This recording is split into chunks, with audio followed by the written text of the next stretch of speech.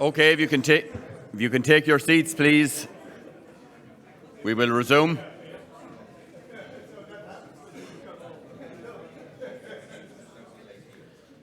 So, if I can get your attention, please.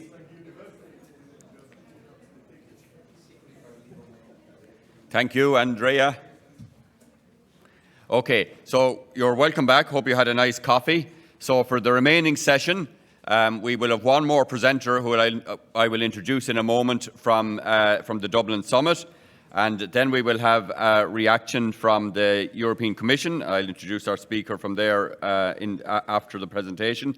And then we will invite the three speakers and Frederick back up to the podium for a panel discussion. And we will take your questions then and questions from the online audience. And that will finish hopefully by 12:30.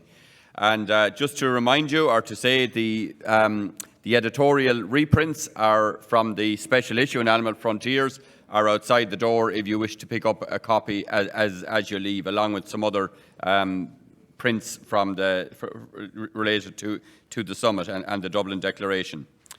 So we will move on now to our last speaker from Dublin, and I'm delighted to welcome Pierre Ederer, who's going to speak on the societal dimensions of meat, economics and ethics.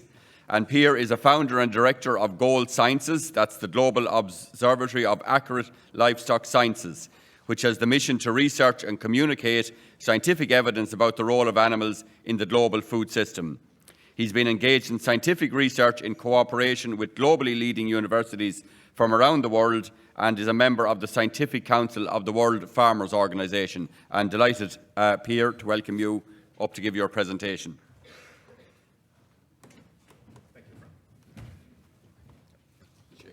Okay. Whoops. All right. Good morning. So we'll, in the next presentation, take a third angle at the same subject.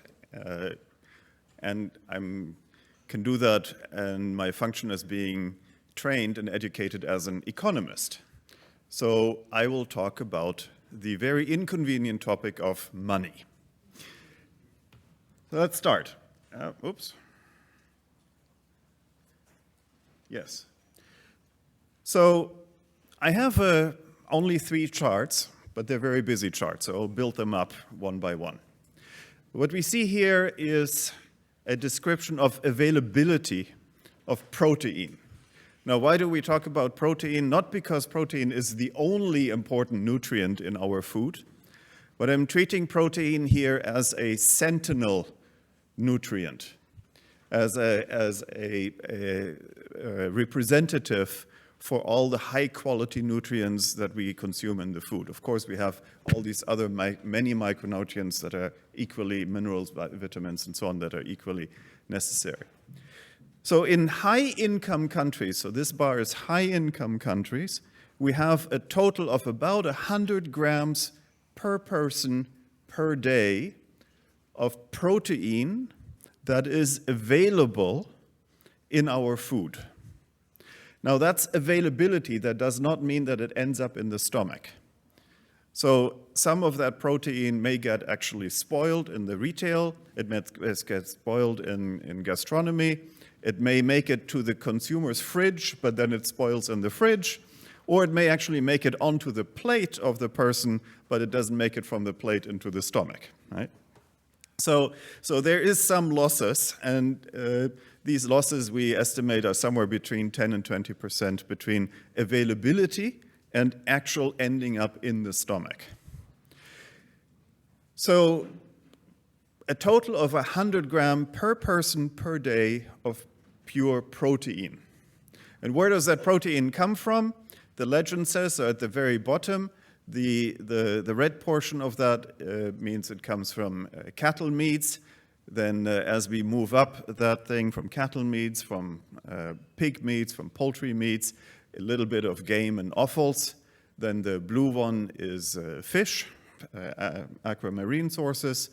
Then we have some eggs. The bright yellow piece is dairy, milk, yogurts, all the different dairy products. Then we have a little bit of protein from vegetables and fruits. Now beware that we don't eat vegetables and fruits for their protein content. Vegetables and fruits generally have very little protein. So that's not surprising that we get little protein from vegetables and fruits. If we were talking about other micronutrients, then obviously vegetables and fruits would be a lot more important. And that large gray box at the end is protein content that we receive from the starchy foods, so basically from cereals. Wheat and corn and rice and so on, they also have protein content. So all of that makes about 100 grams per person per day in high-income countries. So Europe, North America, Japan, Australia, essentially those areas. So if we look at the same for upper middle-income countries, excluding China, so these would be countries like Brazil, we see that we have less, at around 85 grams per person per day, and relatively speaking, also the sources of animals to those protein supplies reduce in favor of grains and cereals. And then if we go to the lower middle income countries, excluding India, then that number shrinks down further. So there we're about 70 grams per person per day. And then in low income countries, it's again less. And in particular, if you look at low income countries, you see that the majority of proteins comes from plant-based sources and only very little comes from animals. And that basically then creates this chart that we saw earlier, both from FAO and also from Alice, that in the low-income countries, in the lower-income countries, we receive these stunting rates and hidden hunger issues where people have enough calories, but they don't have enough nutrients anymore in their food. The next chart is China. So China is the only other large region in the world where we actually reach 100 grams per person per day. And that is something to be pointed out because China was not like that 30 years ago. So China is an example of a country with more than 1 billion people where we actually achieved not just enough quantity of food, but enough quality of food supply as well.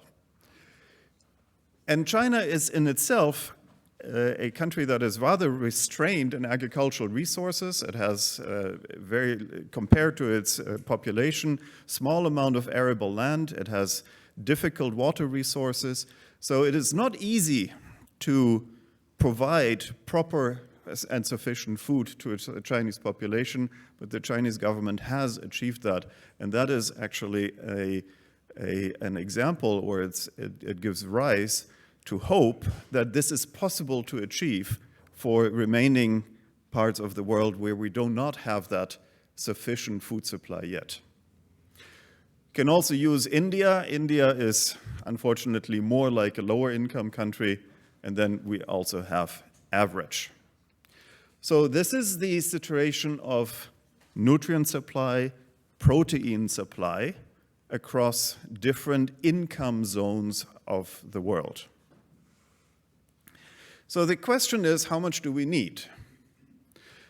So according to epidemiological evidence, we would need about 100 grams per person per day of protein.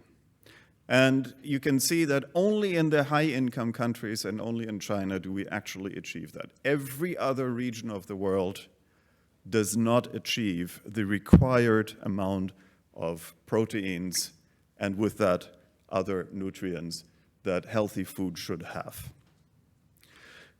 Now, 100 grams per person per day is twice the amount of what is typically provided in recommended daily allowances. So if you look at the EU RDA or the US RDA, it will say 50 grams per person per day. But when you look at the epidemiological evidence, then it ends up at about 100 grams per person per day. For instance, the paper that was shown by Ty Beal earlier this morning with a good reference diet, it contained, if you would convert that, you would end up at actually even more than 100 grams per person per day. Now, this is an average number. This is an average number per person in a given area. You can have variation of socio-demographic variation. Yeah? Poor people will eat less, rich people will eat more. You also have seasonal variations, especially in poor income countries. You have seasonal variations where during poor seasons, rainy seasons, dry seasons, whatever, you have less quality food available. So just because we're meeting something on average does not mean that we actually meet the requirements everybody in that population. So for instance, in China, we estimate that maybe almost 20% of the population of China is very far away from that 100 grams per person per day because it's an average value. So to conclude on that first out of 3 charts, we are not providing enough proteins to our global population. We're very far away from providing enough proteins to our global population. You can now create different scenarios with different assumptions. So we're probably somewhere around either 80% or 100% short. So for the sake of easiness, we can just say we would need twice more in order to make sure that everybody has enough to eat today. And then as we extrapolate that into the future, because our population growth over the next 10, 20, 30 years will be primarily in that lower income segment where we already today are not providing enough foods. So the challenge to provide a sufficiently nutritious food obviously becomes larger. And as Alice pointed out earlier this morning, if we do not do that, then we condemn billions of people to a stunted life, to reduced mental and physical capacity throughout their life because we cannot provide them with sufficient nutrient-rich food. All right, so that's the amount of availability. So now let's talk about affordability. Why do people not have enough of these proteins? And the straight reason is because they can't afford it. They're not vegetarians or by choice. They are vegetarians because they cannot afford animal-based food. So this is this chart here. So if we look at price of cattle meats in high-income countries, okay, that's this one large blower bar. So if I take a cattle meat and I just take the protein content out of it, so 10 grams of protein, so the equivalent of 10 grams of protein in a high-income country costs about 65 cents. So if I go to a retail store, I pay 65 cents on a purchasing power parity adjusted basis. So I'm adjusting for the purchasing power of the respective populations. These are numbers that come from the World Bank. World Bank has a pricing monitoring tool where if you are a researcher, you can get these prices on different kinds of foods in very detailed matter for every country in the world. So we used that pricing monitor data from the World Bank. It's based year 2017. And it allows us to make the statement that cattle meats in high-income countries cost around 65 cents per 10 gram of protein contained in them. So in Upper middle income countries, so the green bar, that is about 45 cents per 10 gram of protein content in cattle meat. And in lower middle income countries, low income countries, China and India, it fluctuates between 45 and 65 cents. Now, there are so many uncertainties in all of these numbers, so I would say anything that's plus minus 10% in these numbers, you shouldn't, you shouldn't go hunt down the 0.1 cent here. Broadly speaking, we can say a cattle meat costs somewhere between 45 cents and 65 cents per 10 gram. Now, if we look at the same analysis for pig meats, then we see it's more or less the same. So pig meat and cattle meat have more or less the same price to the final consumer. And now you wonder, okay, last time I bought a steak, it sounded a lot more expensive, but beware that the typical consumption mode of cattle meat is not a steak. The typical consumption mode is a burger at McDonald's. So most cattle meat is consumed as burger meat. And the burger meat is more or less the same price as a pig meat. If we go to poultry meat, then we see poultry is significantly less expensive than the red meats. Roughly speaking, about half as expensive across all the different consumption regions. So poultry meat is significantly more affordable to pig meats and cattle meats. Fish is interesting because fish in high-income countries is extremely expensive, but in lower-income countries, it is actually on the par with the poultry meats. So fish actually has great potential to becoming a very important source of proteins and high nutrients, especially for poor income, for lower income regions. But if we go further on that chart, you see that eggs actually have the lowest cost of per 10 gram of protein, and pretty much across all income regions. So eggs are more or less the same price everywhere. Milk and cheese is a very heterogeneous picture. So in high-income countries, in the blue bar on the high-income countries, it is very low cost. So dairy in high-income countries is the cheapest source of protein compared to any other source of protein. And that is a testament to the hyper-productivity that we achieved in the dairy sector in high-income countries.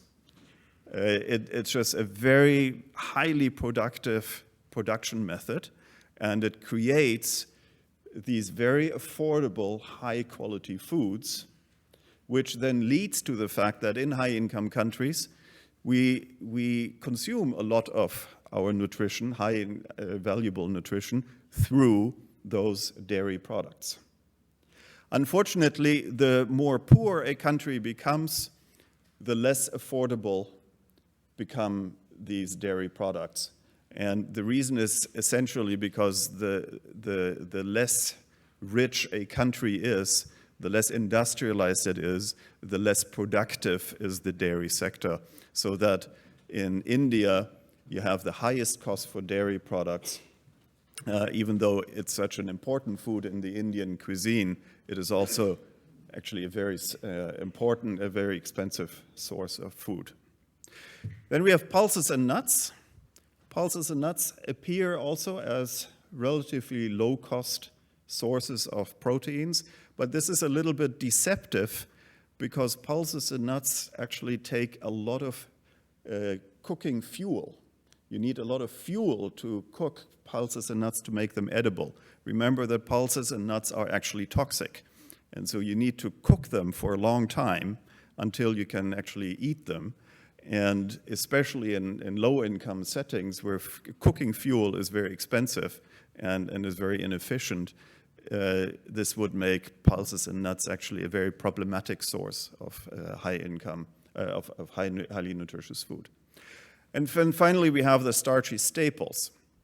So here again, the cereals, primarily the cereals, and the cost of a protein amount in that cereal. And you see that the cereals here, the cereals across the board, per 10 gram of protein, are more expensive than the eggs and the poultry, right? So this is a very important aspect.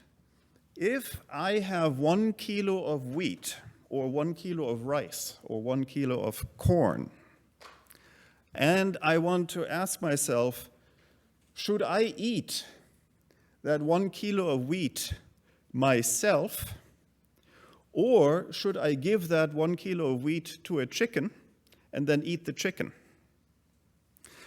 Then on the basis of bioavailability, because the proteins that I get from the chicken are more bioavailable than the proteins that I get from that grain, on the basis of bioavailability proteins, it is more affordable to take that same 1 kilo of wheat and give it to the chicken and then eat the chicken. So what is normally being said about the feed-food competition picture, that the animals are taking away valuable foodstuffs from people, that is only if you measure that by kilocalories. But if you measure that in terms of nutrients, then we're better off feeding the cereals to the animals and then eating the animals. This is very important to look at from an economic point of view, right? So that concludes my second chart. The third chart is less complicated.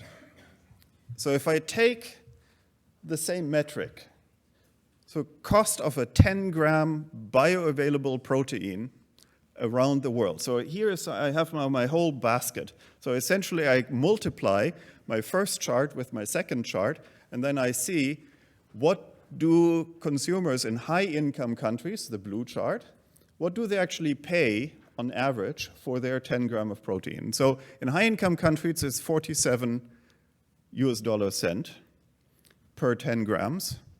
In upper middle income, it's 38. In lower middle income, it's 43. So essentially, around the world, consumers pay 40 cents, around 40 cents, per 10 gram of bioavailable protein.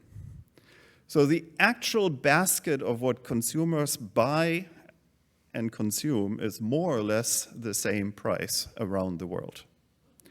And if you think about it, that's actually not so surprising, because the biochemical process around creating such a food is more or less the same. Whether you produce it in Kenya or in Germany, the biochemistry is the same everywhere.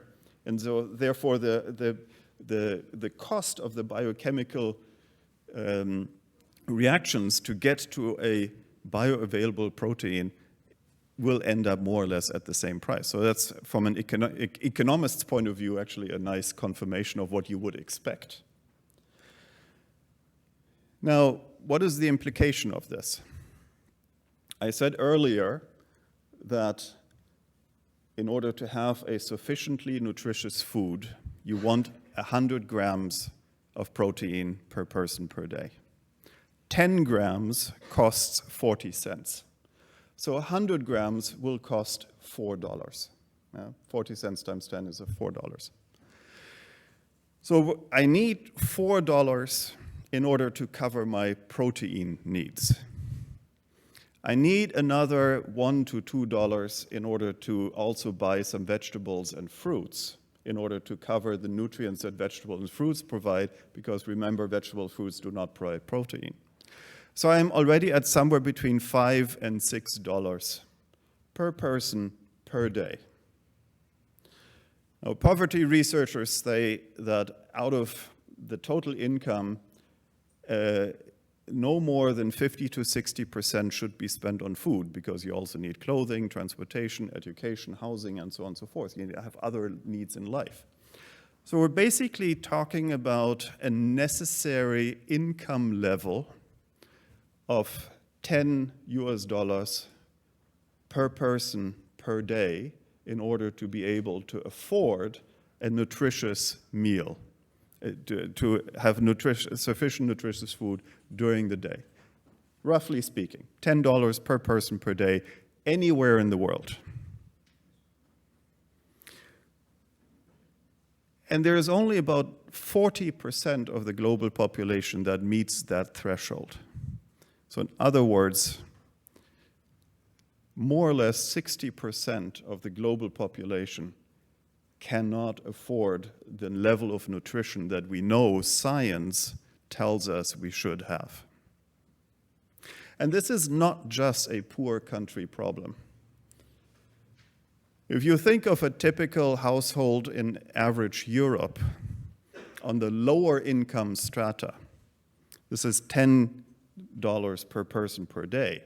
So a family of 4 persons, you're looking at $40 per family per day.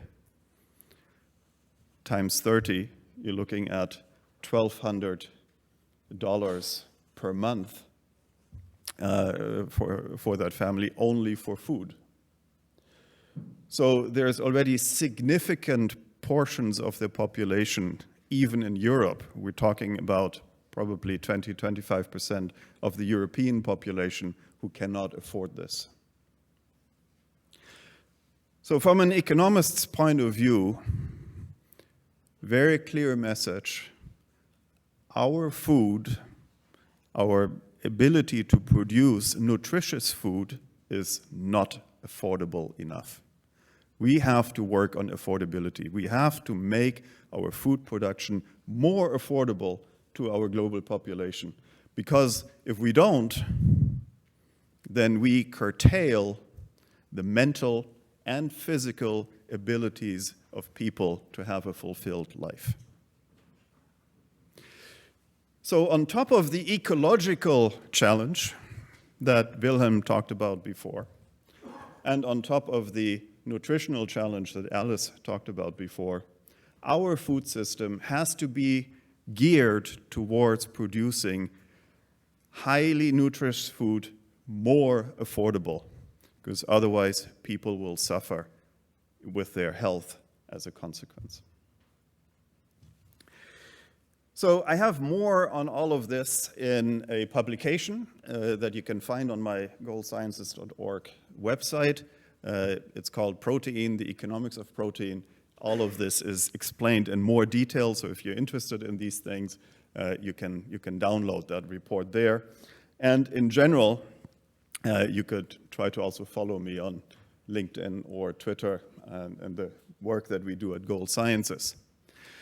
But before I end here, I want to also include some aspects of other authors in Dublin that are relevant to this discussion. So besides myself, we also had Paul Wood and Candice Croney talking in Dublin, and their articles will also be published in the Animal Frontiers. But let me touch a little bit on what they said. So Paul Wood and his co-authors investigated the issue of what is the alternative of cell-based meat production. So the a priori logic is, well, an animal lives and it moves around, so it consumes a lot of metabolic energy. So what if we just take the cell and grow it in an industrial process without all the animal around it? Wouldn't that be much more efficient from an energy in and out point of view? So since a muscle cell is well known what it looks like and how it operates, thanks to the meat scientists, We can just grow that muscle cell in an industrial process and then get the same meat product, but without all the trouble of having an animal around it. So, sounds like an interesting idea at first. Over the last couple of years, probably more than $1 billion of research funding and venture funding has gone into trying to create these alternative meat production animals. So real meat, but not an animal. And the conclusion by Paul Wood, upon reviewing all the evidence and all the chemical and biological processes behind it, is saying, for the foreseeable future, so let's say 20 years, who knows, maybe 30 years, this is not a viable alternative. Yeah. For the foreseeable future, our capacity to produce cells, muscle cells in an industrial process will not yield an economically affordable alternative, and probably not even an environmentally affordable alternative. So that is not a route of how we're going to feed our global population properly. Now, what will happen in 50 years? Who knows? But for the next 20 to 30 years, it is fairly clear that cell-based technologies are not the answer. Now, I do want to add here, and that was not covered in this article, there is an in-between solution that we use microorganisms. We can use bacteria, we can use fungi, we can use algae to produce nutrient-rich biomaterial. Let me put it like that. So a cow actually does not feed itself from grass. A cow feeds itself from the bacteria which eat the grass in its rumen, right? So if we kind of create an artificial cow, not for the meat, but for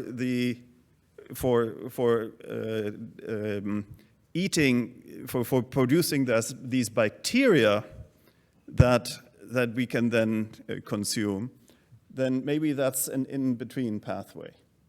And personally, I do think that in this area of algae, fungi, and bacteria that can feed on feedstocks that are not in competition with natural biodiversity, so they can feed on methane, they can feed on all kinds of things that are plentiful and abundant, and create high nutrient-rich biomass, that seems to be commercially or economically viable.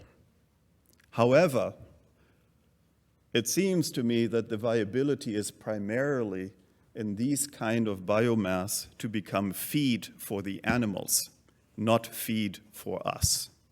And the reason is because we human beings are a very long-lived species. We live 80, 90, 100 years long.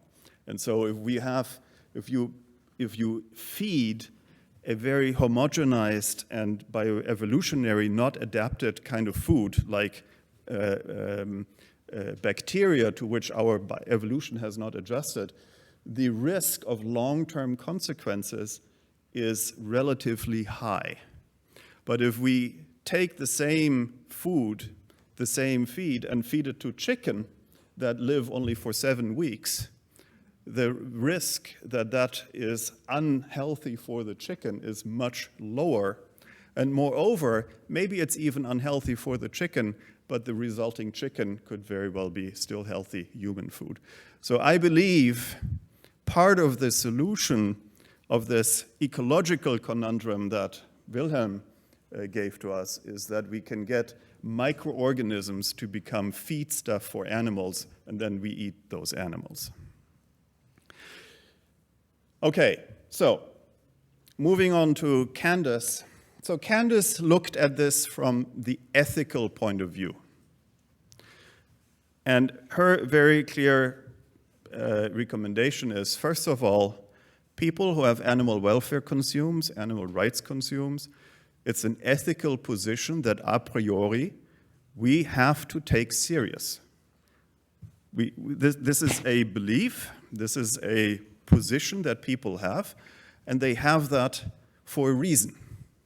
And if we want to engage in a constructive debate with them, if we want to have a constructive discussion with society, then we first of all have to take those positions serious and engage in a constructive deliberation of argumentation and evidence with these positions. So blaming each other for what's right or wrong does not help you get to a solution. We want to have constructive deliberation, is her quote. Now, she walks in that article and also in her presentations, she walks through such a deliberation, and I will make the answer short. From a human species point of view, because we humans depend on animal-sourced food for our well-being, and since there is no alternative to it yet, according to Paul Wood, therefore, we human species have the ethical right, you could even say we have the ethical duty, to make use of animals to serve our human needs from an ethical point of view. It is very important that we take the ethical dimension serious, that we understand that people have different notions of right and wrong, and that we engage in a constructive deliberation with everybody in society in order to have that social license to operate. And finally, I want to come to our last article by Polkinghorne et al.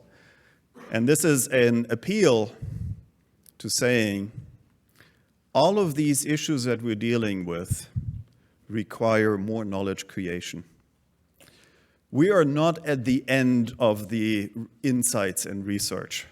When we talk about, for instance, microorganisms becoming feed for animals, this is not sufficiently well researched. We need more research and understanding what it does with the animals so that we can eat them safely.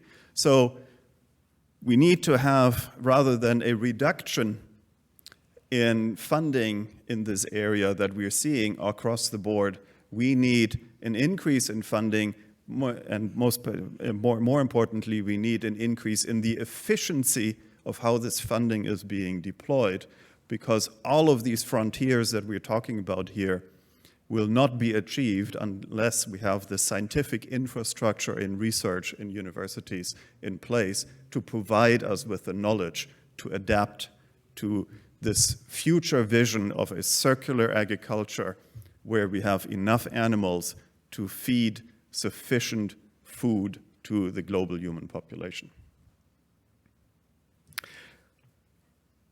So, final thoughts on this entire session from this morning. I want to circle back to where Frederick started us out this morning. So why are we here? Why are we here on 12th of April in this room, in this constellation?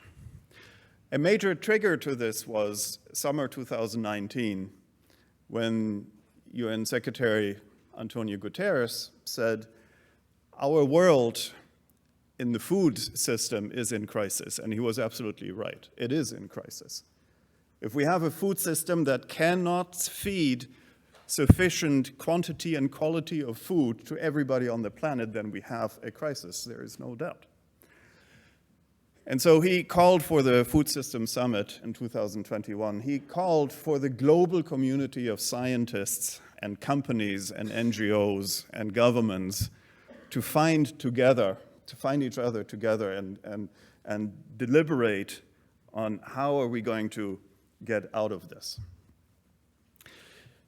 So as a response and in preparation to this, thousands, tens of thousands of organizations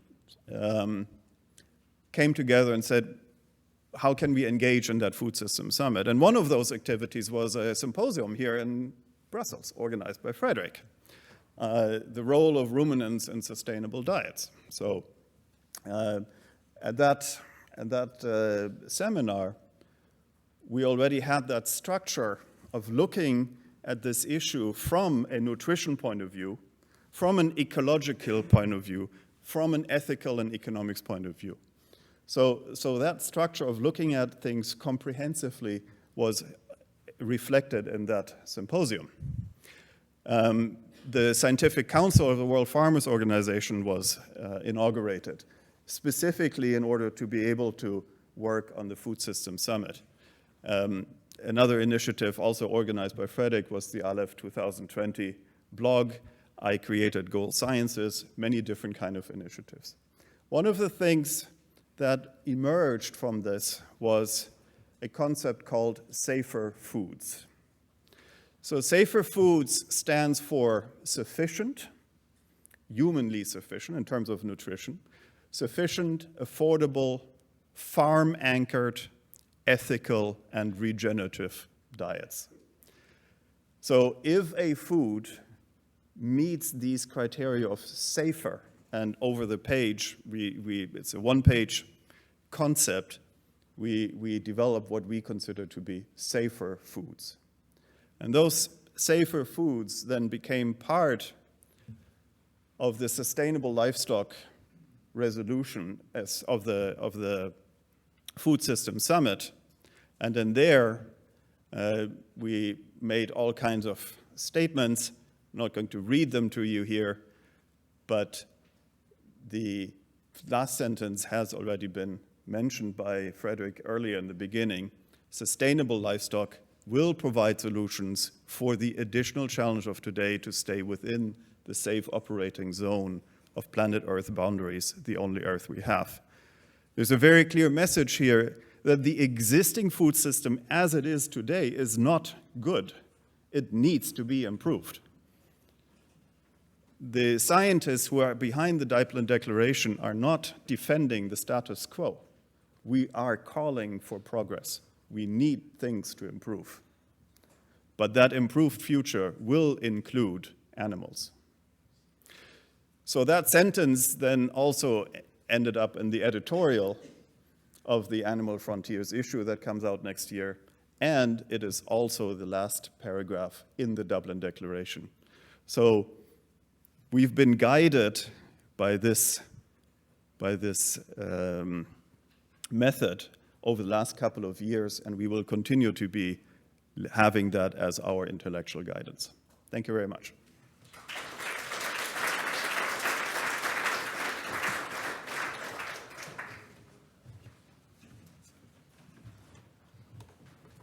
Thank you very much, Peter. That was really an interesting and stimulating presentation on the third pillar, the economics and affordability and ethics.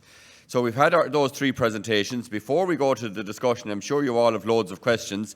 We're first of all going to get a reaction to all of this from the European Commission.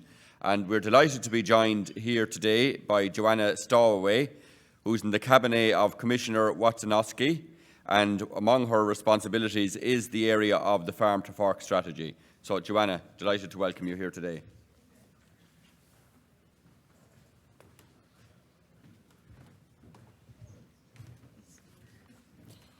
Yes, good morning, everyone. I was not prepared to react live to everything that has been said, but I'll do my best. And in any case, all these issues are so interlinked that whatever I would be talking about would definitely touch upon the topics that were raised before. Yes, I think that's why it's very important to talk about farming, because I dare say I represent farmers, so primary producers, and in terms of sustainability, the livestock sector is actually where the three dimensions of sustainability converge. And we realize that we cannot do business as usual, but at the same time, whatever solutions we want to propose, we have to carefully look at the three dimensions. So we have the economy, we have to ensure that farmers really continue to have a viable income and a good production. We have the societal expectations also in terms of, well, we want to have European meat. I want to eat European sausages, and also sausages which are produced with certain standards in terms of animal welfare, in terms of reducing emissions. And finally, of course, tackle the environment as a whole and to look how we can, in the long term, become more sustainable. So I tried to advise the Commissioner how we can make our policy in the long term more sustainable, and then to see how our policy can, in a tangible way, contribute to that. I think a good improvement or a step in that direction is the new CAP that we have as from the beginning of this year, where we have acknowledged openly that animal welfare is one of the specific objectives of the CAP. It's for the first time that we really say it so openly, and we focus, and then with this focus we bring money into that aspect. So we have really increased the envelope available substantially. Now we have over 1.6 billion under the first pillar and 2.7 billion under the second pillar. It's also interesting that now we have eco schemes, so that is a new dedicated instrument for also, well, including animal welfare. I think it's good because that offers more flexibility. You know, under the second pillar, we have multi-annual commitments for farmers and investments, but I think it's also good to have something a bit, so to say, lighter, so annual commitments and maybe a bit more for farmers to test where they want to go. So that is offered by the eco schemes. So I think now we offer a more wide range, complementary range of instruments for farmers. That's useful. Then what is important also is to build more on advisory systems. We need to explain to farmers why it is important to go towards more sustainability, how they can do it. So we need professional, unbiased, and widespread accessible advisory systems. That's important. And finally, I think it's also good to mention local processing and slaughtering. So we also try to support with the CAP access to these services, because if we want to go to shorter supply chains and more circularity, we also need to prevent centralization with these kind of measures. So I think this shows that we are looking from different angles, and we try to ensure that there is certain complementarity in different measures. But of course, CAP alone is not the way to tackle all the problems, and we would never have enough money for that. And also, we should not create, let's say, a policy that is detached from real economy. So we operate in a certain legal framework within an economic dimension. So we also have the other policymakers or what they do to take into account. I want to mention two important initiatives that are in the pipeline. One is the revision of animal welfare legislation. I think this is very important for farmers, for animal breeders, because, well, we need to really, I would say, the society wants less cruelty and less pollution from animal welfare, from livestock breeding. So animal welfare legislation will help us create at least the environment to reduce the cruelty. I think it's also important to say it also in terms of level playing field, because there are already many farmers who go into improved animal welfare, but then they complain that they face, let's say, unfair competition, and that also means meat coming from third countries. So once we have certain standards in the EU, we can more easily put them into international agreements that we then be able to enforce towards, well, the competitors from third countries. So I think this is very important also in terms of looking into how the science, the knowledge about what animals need evolved. So that is a good opportunity to update the standards that we have. And then for me, also, in working in the cabinet of Commissioner Wojciechowski, is important to make sure that we will have, one, good transitional periods, so that we will do it progressively, that we give enough time for farmers to adjust, and in the meantime offer financing from the CAP to catch up with the higher standards, but also that we put the standards at the level that is attainable for farmers, so that we continue to have certain flexibility. Of course, that will be subject to political debate, and I'm sure different stakeholders will, let's say, represent different interests, so the final outcome will be a compromise. But I want to say already today, the compromise should be such that we also respect different levels of expectations from society. We heard how much it is a cost, so how much it costs to abide by the highest possible standard, and then it would mean not every consumer will be able to pay the daily intake of animal protein. So we really need to strike the right balance so that some consumers who are empowered, lucky enough to be able to afford, let's say, this highest quality meat will be able to buy it, and that should be, in my opinion, voluntary and then subject to some robust animal welfare labeling, which we could also introduce, so that.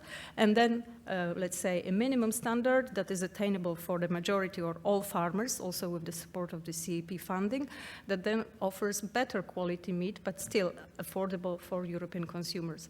So I think we need to really find these two different levels, and we should be open about that. So that is what I want to say briefly about animal welfare and the legislation.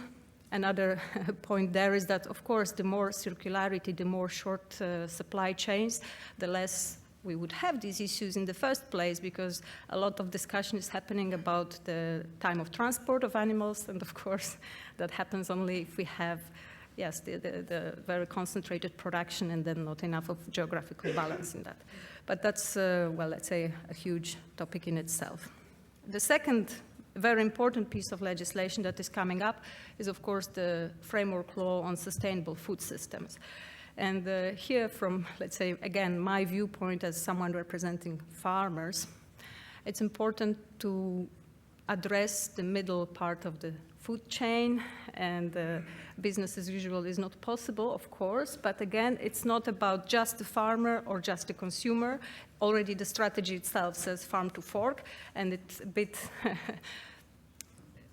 says that it's either the farmer or the consumer to make the change, and I don't think this is really the case. First of all, I mean, farmers are mostly micro enterprises if we look at them in economic terms, and they need to operate on the market where their client is very often a huge industry. So it's really, I think, that part of the value chain that has really the means and the even obligation to make the change possible.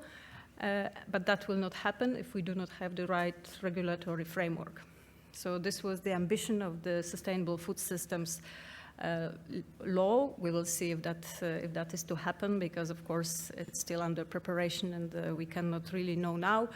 And of course the project in itself was so huge that it will be very difficult to actually make it through all the legislative process with the same level of ambition. So we will see the final outcome, but at least it's important to start a discussion on the role of the middle side of the chain in all the transformation that we want to see. Because, you know, why the Dublin Declaration? I'm deviating a bit, but I think it's very interesting to say I'm very grateful for the Dublin Declaration. I read it with great interest, and it is a very balanced document. And it shows really that I think the farming sector is ready to make the change, but they also need support from the surrounding environment, and that environment is also retailers and processors. So if we somehow make the shift through regulatory requirements, that is really the triggering starting point for things to start moving. We already have best practices, and companies like Danone, for example, they brag about the sustainability, the local milk producers who are their suppliers, but they admit that for them it is a very substantial cost, and that they can do it only to a certain percentage of the total production, and also that they would really like to see others, the competitors, to be forced to do the same. So already the industry themselves, they ask for, again, level playing field, and to make sure that there is the same legislation, the same obligations applicable across the board. And well, I hope that if we apply consistently all these different measures, financing, regulatory, also the consumer awareness, then we can reach this point of circularity. And I think this is really important, that there is a point of circularity where the production doesn't cost additional pollution.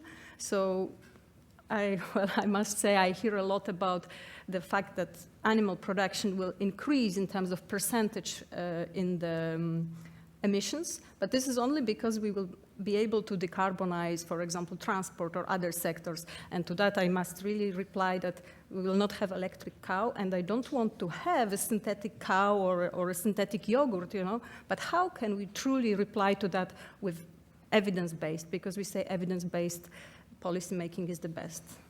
I think with data, and that is my final really message, is that I am a believer in data, in providing information that is really coming from the farm level, but in a very, on the one hand, granular and well, let's say, real time, and that we can do with data that could come from the farm, using the governance systems that we already have, because, you know, I worked a lot on IACS, which is this integrated administration and control system, which is actually a very good database where we have information about what is happening on land, what is happening with animals. If we modernize and use that system to the full potential, we could have a lot of useful information that would actually help farmers to demonstrate what they do, what achievements they already have in terms of contribution to sustainability, because we often hear about how much they pollute instead of saying how much they actually transform the biomass, and because we often lack the data to actually do it. So I think if we had more data, if we had really more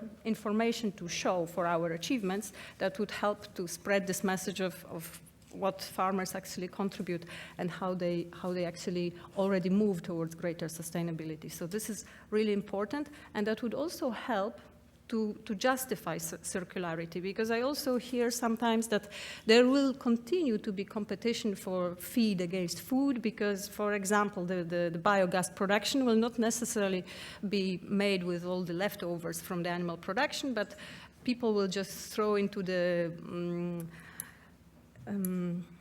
silos anything that they have. And so again, we need just a good traceability, which is of course not too expensive, not too much of a red tape, but I'm sure with all the digitalization that we have, it would be relatively easy to introduce, to show that actually we only use what is not eaten by the animals that goes into the biogas production. And so again, the data and the information that we can provide. So, well, I'm a practitioner, so that's why I'm trying to show the how, the what I leave to the scientists, and it's been very interesting and inspiring to hear.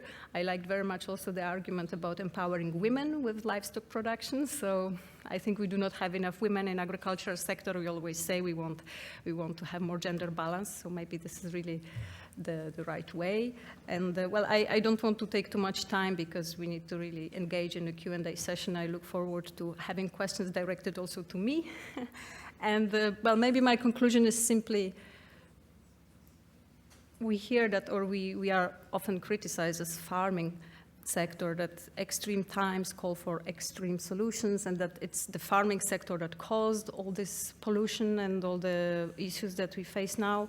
So I think it's actually the opposite. So we should not accept any extreme solutions. We should be very mindful of how much the system is really, well, it's difficult to just pull one plug or to change one thing without knowing exactly the impact on everything else. It's a very complex system. Many factors are intertwined. So we need to be careful in proposing solutions.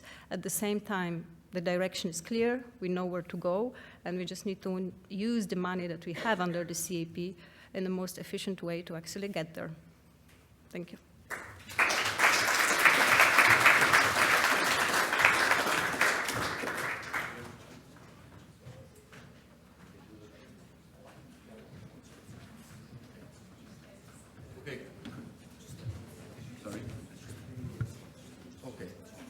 Take a seat. So could I ask the speakers, that's Alice, Pierre and Willem, to join us up here on the podium, and Joanna has kindly agreed to also stay on for the discussion. Any seat, Joanna. And Frederick will hover here so that he can also participate in the discussion. So look, we are a little bit late coming to the discussion. We can probably go on a few minutes after if we wish, if we want to eat into our afternoon activities. I think we've had 3 excellent presentations, giving you a very good flavour of the science that was talked about at the summit. So look, I'm sure you have loads of questions. If you don't, I have a few, but I guess you're the audience here, so now is your time. So if you have a question, please put up your hand. We have people online who are also putting questions into the chat function, so we will go to those questions also.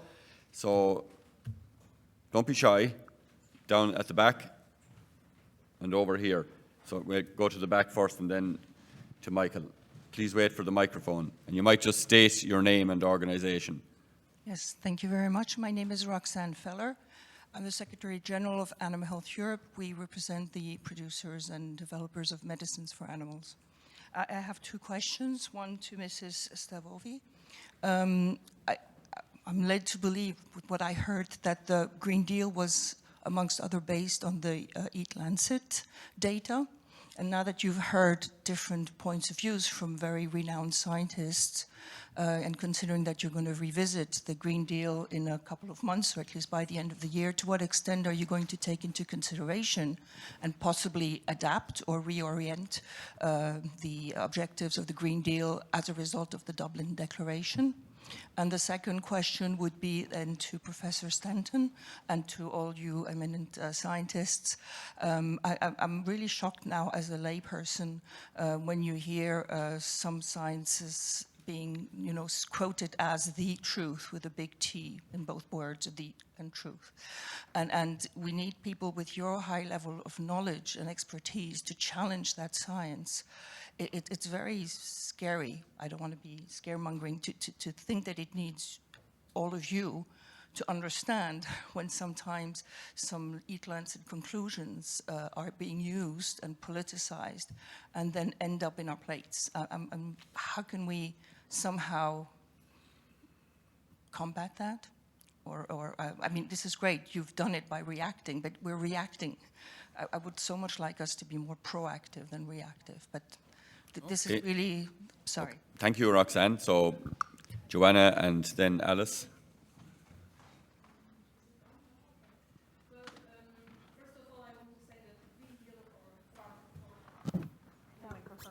Okay. Yes. No, I mean, first of all, the Farm to Fork strategy does not have any specific target linked to meat production or consumption. It has just a general, very general statement that there should be more plant-based diets. So in itself, well, at least there is no specific target. My boss, my commissioner, said on many occasions that he will definitely, well, let's say, fight against any administrative means of reducing meat production or livestock in Europe. So we are really committed to defend the sector in this way. But at the same time, of course, there is a problem of, well, or the issue, as I said, of cruelty and pollution, which needs to be addressed. So we need to find the right balance between different expectations. In itself, the Farm to Fork doesn't say we should reduce the meat production. It says we need to eat more, in a way we could read it in this way. It says we should eat more also plants and fruits and vegetables. So, maybe in that way it's also up to us to continue, well, those who eat meat as much as they do and add the salad on top. Thank you. Alice?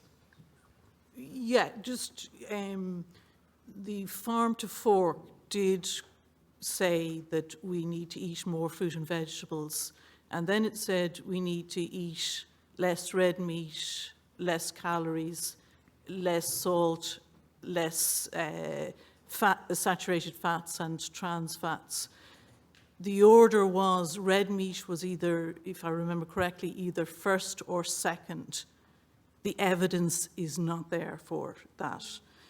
The evidence that was used was Global Burden of Disease 2017, when they reported that excessive red meat consumption was causing 25,000 deaths.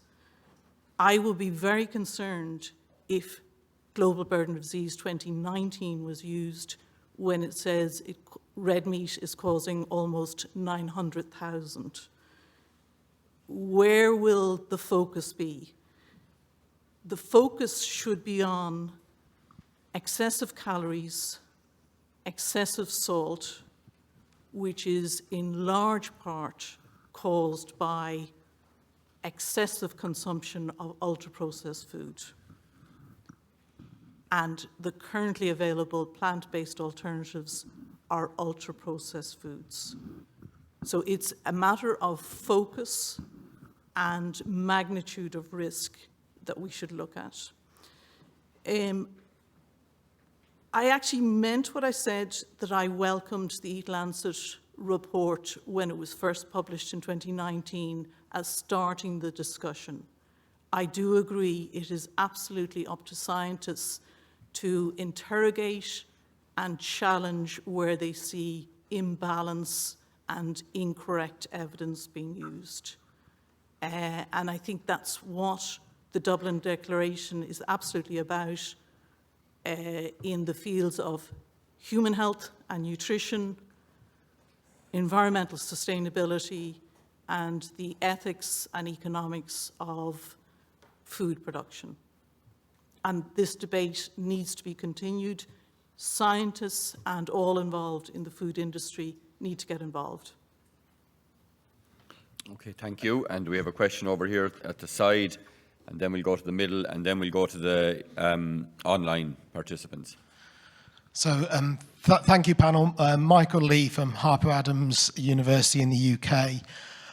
Recently at the British Society of Animal Science, Professor Ian Givens, which I'm sure most of the audience know, gave a fantastic paper on the impact and the reduction of animal source foods, particularly associated with vitamin D deficiency, iron, zinc, selenium, iodine, particularly associated with young women. And so therefore, when we're talking about the global burden of disease, isn't there a call for recognition of the impact of nutritionally ill-informed veganism and the impact it will have? So that's a question to the panel in terms of that debate, as well as correcting the impact of red meat and animal source foods. Also, there's an impact of nutritionally informed removal of animal source foods, and therefore we should have a bar associated with that. But also, how do we challenge a growing concern that I have, and seen in the UK particularly, of school meals removing animal source foods, basically driven on a carbon calculator of how they reduce carbon impact. But actually, as we've shown now, there is a real concern about the reduction, particularly in iron and zinc, for these developing children. Okay, thank you, Frank. Thank you, Michael. Alice, do you want to take that first, and then maybe open it to Willem and Pierre as well? Yeah, I think it's, there has to be a balance. And yes, nutritional advice should be extremely evidence-based and well-informed. As I think Frederick said at the beginning, it is absolutely possible to eat a good diet, an adequate diet, as a vegan. However, you need to be well-informed, you do need some supplements, and you need to be highly motivated, and you need to be financially able to buy the range of foods. So it is not for the multitudes, and it is not for the average family with both parents working, rushing in to cook a meal. It requires considerable effort. We do need to give balanced nutritional advice, and as I said, and as Frederick said, it's particularly those with increased nutritional needs, which is young children, women of childbearing age, and people with particular conditions, and indeed the elderly. They actually do need bioavailable protein, minerals, and vitamins. Frederick, do you want to jump in first, and then Willem and Pierre? Yeah, thank you. I think Michael had an excellent point here. It's also what is extremely important if we're discussing environmental impact is that we look at the interface with nutrition, and that's why we have the emerging discipline of nutritional LCAs and so on, which look at nutritional metrics combined with environmental metrics and integrate those. You cannot just look at the environment and just ignore nutrition or reduce it to a simple or simplistic discussion on calories and total protein without even taking into account bioavailability. Most of those carbon calculators as well. We have to urgently look at those algorithms, because within the algorithms there are many problematic assumptions. You know, taking global averages for local situations and so on, ignoring the nutritional value. So there's a lot of work to be done on the metrics. Metrics are great, we need to measure things, because if you don't measure, you cannot benchmark change or estimate the impact. But metrics should be used as a tool towards a certain goal, and combined with various perspectives and various types of metrics, and if possible, as much integrate them as, you know, the work you've been doing yourself personally on that interface.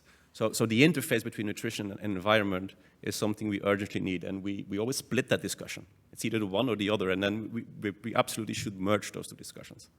They're extremely intertwined. Thank you. Willem? Yes, I would add to this what Frederick said right now. We have a joint discussion about human health and about sustainable agriculture, and we should clearly separate these two aspects. You cannot conclude from healthy diet on a sustainable agriculture to calculate down. Agriculture itself has its rules. They produce food in a certain way, and consumers, if we produce food, also meat, milk, and eggs, and plant-derived food in a sustainable way, then we have a basket, and the consumer needs to accept the basket, which in the way as it is. And it may come to the same conclusion, or it may come to the same point that it has less meat, but the reason is completely different. And we should not mix up this discussion together, because you cannot order agriculture to be sustainable according to human diet considerations. Not this way around. Thank you. Willem. Pierre, do you want to contribute? Let's go to the next. Okay. Yeah, thank you. My name is Carsten Meyer. I'm the Secretary General of UECBB, the European Livestock and Meat Trade Union.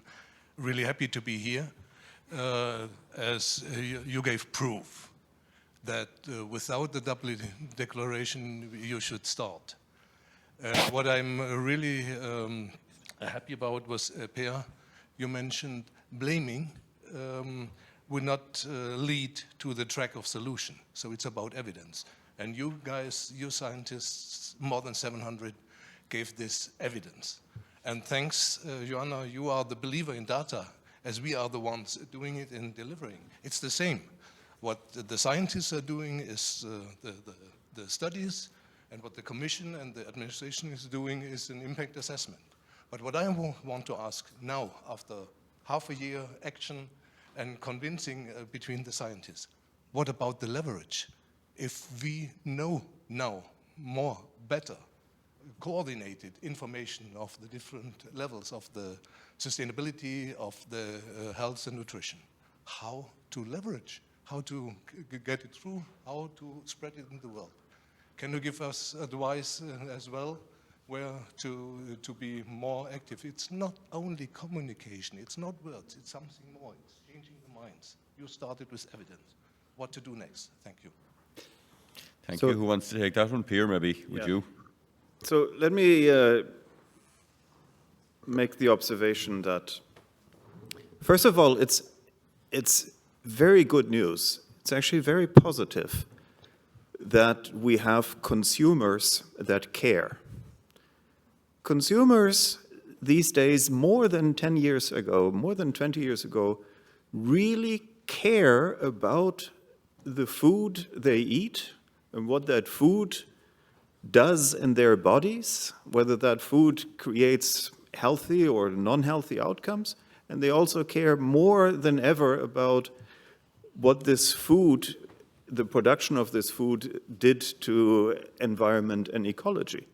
That is a very important opportunity, because if you have consumers who don't care, then you have no place to start.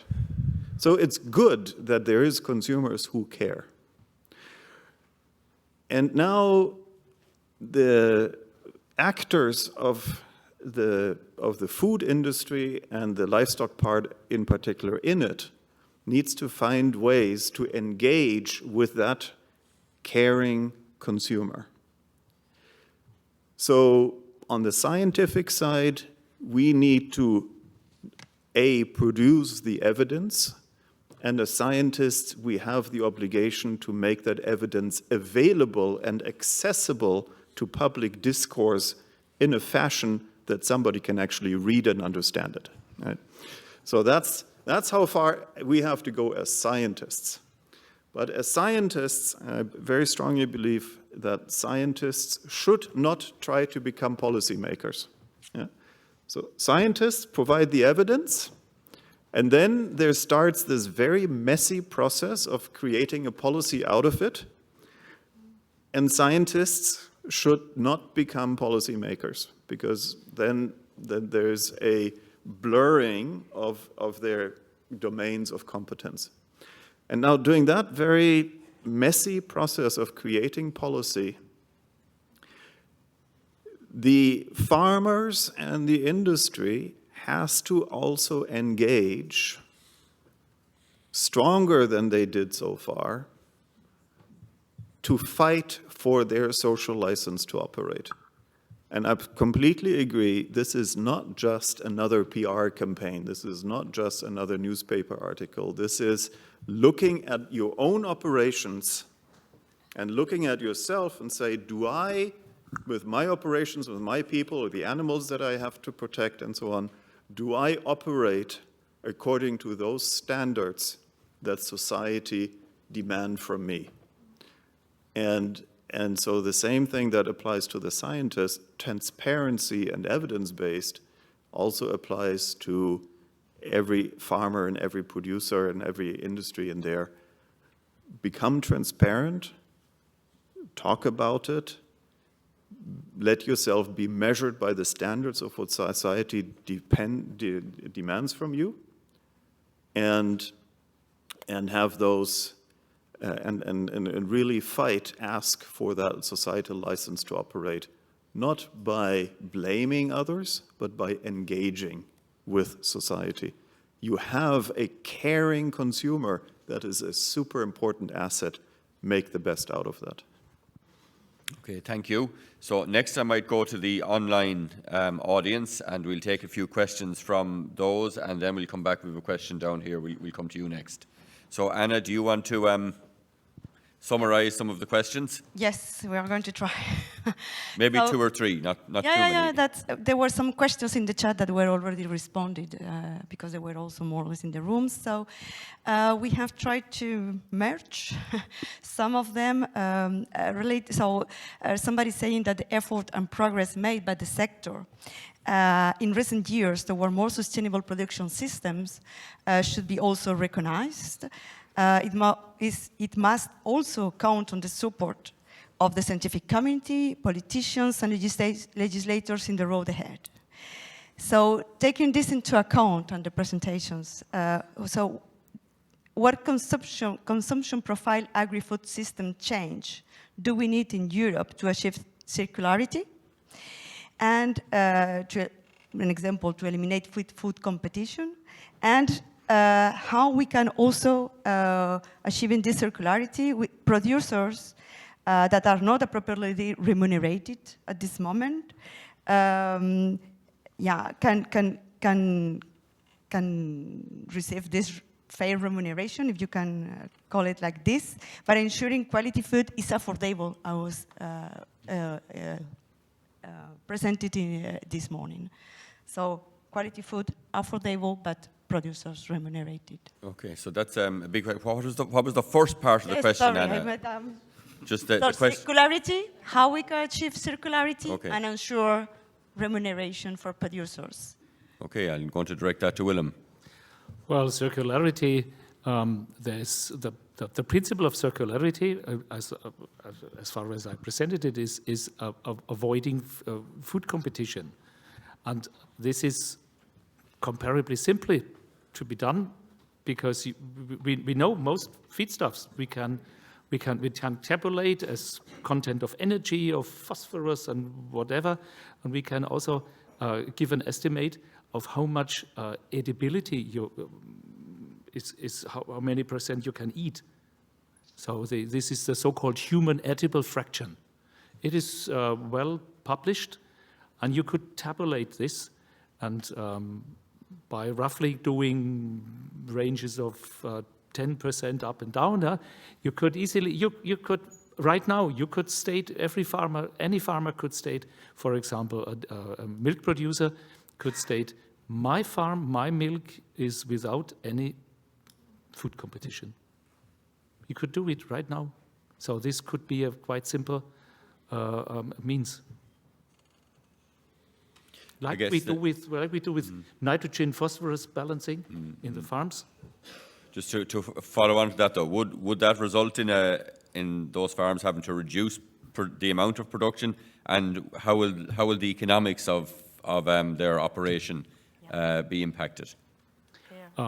Of course, it would. Yeah. Yeah, I think. So I truly believe that technology will resolve a lot of the controversies that we have at the moment. So, for instance, we know at length that a psychologically healthy animal is also a more productive animal. So if we treat the animals right, the farmers make more money. Now, somehow that message has not really percolated down to every farm, and some farmers will never get it, and then they will go out of business. Okay, fine, you know. So, but some other farmers will get the message, and they will use these technologies, and then they will take over the lands and the animals and the grounds of those who don't get the message. That's a very normal Schumpeterian reality, that people who go with the change and people who do use technologies, they prosper, and those who don't, they go out of business. That will change, and that will happen automatically, and if we have a smart regulatory framework provided by the European community and by national governments that promote deployment of technology and promote change, then these technologies will lead us automatically to a more circular agricultural system that at the same time produces more affordable food and reduces substantially, maybe even eliminates any remaining cruelty that we have in the system. So I'm not worried about technology not being able to solve it. I'm worried, if at all worried, about the rate of adoption of the actors in this system to make use of the opportunities, to see the opportunity and implement the change. Okay, Frederick wants a quick input into this question. Yes, just a very quick one, and as usual, I absolutely agree with Per. I just want to point out that technology should not necessarily be, not to be misunderstood here, should not necessarily be high-tech technology.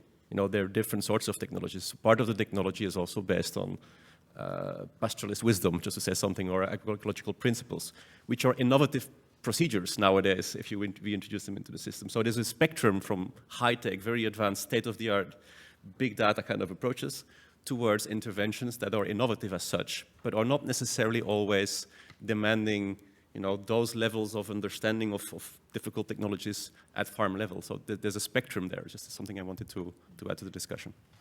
Okay, thank you for that. And now we'll go to... I would just like to say a word, because it's very difficult for me to accept that the solution is to have farmers going out of business, which I know was not your point, but I want to just reassure the public, because I think the question was also about that. So I think the painful moment is the transition. So this is where we should step in with the CAP and really channel the money in a smart way, and that's why we need the coexistence, good legal framework to have level playing field and standards which are attainable and gradual, and also the money coming from the CAP in the meantime. And that takes collaboration of different policy, angles, because we need the environmentalist, people who are the Greens, and also the people from, let's say, agricultural side to work together on seeing this as a common goal. That's just what I want to say. Okay, thank you for that. No. Tassos Aniotis, let's say I speak as an economist to keep some distance from my past. But it came from one point that you raised, which I don't agree at all, which is that we need to keep the production side out of the health issues. I think the production side of agriculture has to respond to the demand side. And here we have a double feature of the demand side, which is an individual as a consumer and an individual as a citizen. And they affect elements that you have discussed. First of all, as a consumer, the individual with more and more will be faced with something that is, for the first time, at least in this century, has happened, that we have a commodity boom and bust that has generated food inflation. We never had it before in the other commodity booms. So I would like to know what do you think this would be the potential impact of this food inflation in some of the choices that the consumers are going to make. And the second part is the consumer as a citizen who forms his or her opinion based on what they read. And I come back to the point of it Lancet. I jumped some years ago responding and not welcoming at all from a completely different point of view. And I want to remind one thing. Lancet took 12 years to withdraw the false article that linked the vaccination, the triple vaccine for children to autism. 12 years. I don't know if it's going to take another 12 years to withdraw what they have put out, but what it does is it shapes opinions. And this is where the real problem we have with science is. And I think the debate about vaccination is a good opportunity to generalize and see what are the risks in jumping to conclusions on the basis of so-called scientific assumptions before we have the basic data available. Thank you for that. Maybe Alice, do you want to comment on that last element, and then Willem, do you want to come in? I think it is worrying that it took the Lancet 12 years to retract that article concerning vaccination and autism. That probably has fed into the vaccine deniers and the mask deniers that caused deaths from COVID. We do not want the same to happen in the food system. So we need to speed up the scientific debate, and therefore it is important that Global Burden of Disease 2019 is retracted, is either corrected or retracted, and is not available for citation by other scientific articles or by policy documents. Willem?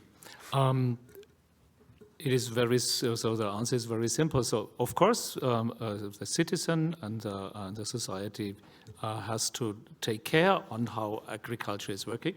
This is very clear.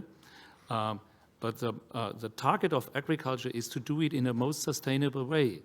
And how from creating diets to extrapolate to a system of agriculture can be misleading. So it is, first you should ask the experts from agriculture how you could manage it in the best way. And then at the end, there is still a conflict. There's still a conflict between the productivity, the amounts of, for example, of protein agriculture can produce from a given area of land, provided that you have lowest emissions, and the demand of the population. And Pierre Ederer, he told it very clearly that it is probably not enough. And then we have a conflict of interest, and then we can discuss. So this is the sequence. I just turned around the sequence of discussing and of creating the best way and finding the best way to this. Okay, thank you. Next question. So it's Jean-Louis Perrault, so the past president of Animal Task Force and working at INRA in France. My question is about circularity and what the CAP can do for circularity. You demonstrate, William, in a very nice way that circularity is very interesting for sustainability of the agricultural sectors. It's also very important for some other aspects, not only food competition, but reducing pesticide. The best way to reduce pesticide in cropping system is to introduce lucerne for 3 years. But without animals around the cropping system, there is no market for lucerne. And circularity is also very important for soil fertility, for the root, and you explained. But to achieve circularity, we need livestock and crop together. And it's not often the case in Europe. We have livestock in too concentrated area in some place and cropping system in other. So do you imagine that in the future, perhaps with the eco-regime, we can have a contribution of the CAP to incite farmers to reintroduce livestock where livestock has disappeared? We have some help at the moment. I think that the support to legumes could be partly, but it's very small and not enough incitative. Absolutely, but I mean, the mixed production farm is the dream of my commissioner, and he's insisting to keep it up, you know, but there is a lot of resistance also from the farming. But I must say why, but we ask ourselves, why is there this resistance? Because farmers also are economic operators and the market drives them in a certain way. So I think it is a very complex issue. I think it's well, the first step is to maintain the mixed farms where they still exist and maybe grow from there, so with eco schemes. But I also want to say that CAP is an instrument in the hands of member states, so we give them a wide range of options and then they choose based on a SWOT analysis. If they consider that it's more economically or for other reasons viable to do else, you know, then what can we do? We advise them, we nudge them, and then they still go their own way. So that's why I think it's also important to have certain level of requirements coming from EU law that would then drive the market also in that direction. I don't think the CAP alone, by incentives, can overcome fully the economic constraints that we have. Okay, thank you. Willem, do you wish to? A very short remark to this. We underestimate the potential in progress we can do if we simply apply already existing knowledge and already existing methods. It's a matter of education. It's a matter of help, of advice to the farmers. Simply, for example, feed management. How much feed is lost from the being green up to being fed or eaten by animals? It ranges between 50 and 50% in the normal farms. So there's a huge volume and a huge potential of progress simply applying already existing knowledge. Okay, thank you. Question down here again, Michael. Yes, Michael Lee again, Harper Adams University, UK still, I haven't moved. We've been discussing a lot about nutrition, obviously the role that livestock play in nutrition, of course, but circularity also gives some other aspects associated with the byproducts from the livestock sector, be it wool, hides, and all these other products which infiltrate our food system and also replace a whole load of biochemical products. So we need to also consider that.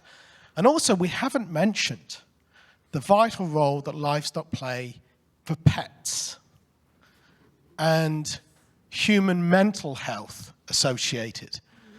So this is often forgotten about and a vital part of the armory for the protection and the resourcing and the sustainability of livestock within anthropogenic life on Earth, our cats and dogs. Okay, thank you for that contribution, Michael, reminding us of that. Anybody want to comment on that? Okay, so Anna, have you summarized all the questions from the chat? Okay, so look, I think we might start to wrap up. I just want to maybe invite each of the panel members if they had one thought that they wanted to leave us with. So, Pierre, we'll start with you. Any one thought that you'd like to leave, having listened to the discussion and the other presentations? So there's a temptation by scientists, and I think not only by scientists, but by many people, that if you have a particular insight or if you have a particular worry, then you want everybody else to follow that insight and to follow that your worry and make that the center of the universe.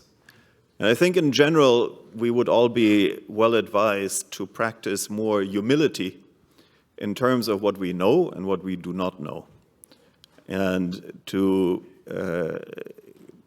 by exhibiting that humility ourselves in face of knowledge, to first of all continue to seek more knowledge, to continue to seek to apply the knowledge that we have, and to respect that there's in a society many different positions that you need to engage with and discuss, rather than imposing your view of the world on people that may not want to be imposed upon. Okay, thank you. Willem? Well, you have seen that all these aspects, nutrition and ecology, sustainability, it is a brush, a huge amount of conflicts of interest, many conflicts of interest. And we need to know every conflict. We need to do research on any conflict and need to discuss it, and then you make the decision. And we as scientists help you to give you a broad range of possibilities to decide. This is what we try to do. And to make it as efficient as possible, we need to discuss it daily, on a daily basis. Every person needs to discuss at work, in the restaurant, wherever, with other people on these things in order to keep the variety of options as open as possible. Okay, thank you. Alice? Yeah, I'm not sure if I'm going to do what Pierre suggested. I think we do know that we need a balanced diet, and the majority of people need to eat 25 to 30% of animal source foods for their dietary adequacy. So I think what I'm asking is that the food system produces that food ever more sustainably and demonstrates it, produces the metrics to show that we are on a pathway towards sustainable food production, because that's what's going to benefit human health in 50 and 100 years' time. Thank you, Alice. Joanna, would you like to give your parting words? Yes, well, maybe a bit unexpected for the Commission. I think we need to look a bit more broadly at different issues that we are trying to address, because the Commission has a tendency to set targets in a very, easy way to measure, and then it leads to solutions which do not address the root causes of the problems. So if we want to really break this link, red meat, cancer, and then therefore we need to limit the red meat, we need more information, we need maybe more meetings like that, where also people who do not agree with us attend and listen to these arguments, so just to spread the message even more, and also to have farmers engaged in these kind of discussions and how they can, what was said here, how they can show their positive contribution to everything that is happening, not only the environment, but also healthy diets, and hopefully then the CAP can help them stay in business. Thank you. Thank you. And Frederick? Being conscious of time, I'll be very brief, but there's something that I still would like to add, maybe for the future of this discussion. There's nothing that annoys me more in such important societal discussions than the simplistic division in binary oppositions. It's either nature or culture, or it's either good or bad. And the point that I'm often making in this debate is that meat in particular is to be considered as a pharmacon. So let me introduce you to the concept of a pharmacon. A pharmacon is going back to ancient Greece, and it stands for medicine, but also for poison. It's both of them. Things are not either one or the other. They're both of them together. They're both harming you and they're nourishing you. And it's a matter of perspective, what you're addressing. It's a matter of how you are approaching it, deploying it. You can have harmful meat practices, very obviously, whether that's for health or for sustainability or for ethical reasons for that matter. But you can also have very beneficial ones. And that should be at the center of every discussion. What we shouldn't do for sure is use or fall into the trap of making the pharmacon the pharmakos, which is the scapegoat. And that's what we often see with meat. So that's a point I often make, but I think it's vital. I think we should stop being overly simplistic when we talk about interventions by looking at them as either good or harmful. You know, they have trade-offs. Every intervention comes with trade-offs, and the systems approach is there for a reason. It's to negotiate those trade-offs. So I'll leave it here. Maybe just something before we forget it. The special issue will be published, as we said, in about a week. I suggest that we can maybe forward the link to the journal, because it's open access to everybody that has inscribed today. So you can read it at your ease and absorb all the information, because it's rather dense in information, of course. And I'll leave the final word to Frank, but already from my side, I would like to thank all the speakers who have been great, and you, of course, for being present. Okay, thank you very much, Frederick, and I will not take too long to close this symposium. I think it was a really useful, informative, interesting symposium. And in a sentence, to try to summarize each of the talks, I think for me it's clear that the role of meat and animal source foods in nutrition is seriously misunderstood. I think animals are essential for a properly functioning food system, which has to rely on the principles of circularity and making use of all the biomass that the world's agriculture can produce. And I think there is a role for all livestock systems. In simple terms, you know, and this is very simple terms, ruminants are very good for the utilization of all this unedible biomass that we produce, or that's byproducts from the food industry. And monogastrics provide us with a source of more affordable, high-quality protein than we can sometimes get from ruminants. So there's, I suppose, all types of intensive and extensive systems do have a role to play in a food system that's going to be very, very challenged to feed 11 billion people, that is already challenged to feed 8 billion. So I think, you know, one of the messages that comes out from this is that there is a need for more knowledge, but also we have a huge amount of knowledge already, and I suppose the purpose of the Dublin Declaration was to say, let the science be heard in this debate, because it is the role of animals and the role of meat. It is a very emotive topic. It's a very contested and opinionated topic, and I suppose there is a real dart of looking at the evidence and the science before people come to a conclusion on the role of meat and animal-sourced foods. And that's what we are saying as scientists. Look at the evidence, look at the science. But it is actually very, very challenging to get people to listen to evidence and science, because unfortunately, Frederick, very often people just do want a very simplistic tweet or whatever on which to form their opinion. So that is a challenge, is to actually let the science be heard, but that's the challenge that we must keep working on. I think we've had some really good contributions. I think, you know, it was very, very positive to hear the welcome from DG Agri for the Dublin Declaration, and I know the Commissioner tweeted in relation to the summit at the time, and that is very, very positive. But, you know, there are other parts of Commission policy that are very, I suppose, pressing on livestock. And if you look at the EU's climate policy, it takes no regard of this balance of methane and the lack of an impact of methane once it is in balance. So, you know, the climate policy is really driving towards reduced livestock in our climates, in our agricultural system. So I don't think we have everything right yet in terms of the framework in which we are addressing the challenges. I think there is a need for a vision for livestock in the EU. Where does livestock fit into our food system? I think, you know, a lot of information has been put here today and has been generated in the last few years that does need to be taken into account and to create that vision. So the Animal Task Force, you know, a lot of what we've heard today, you know, resonates very closely with issues that we have championed around circularity and the role of crops and livestock together and so on.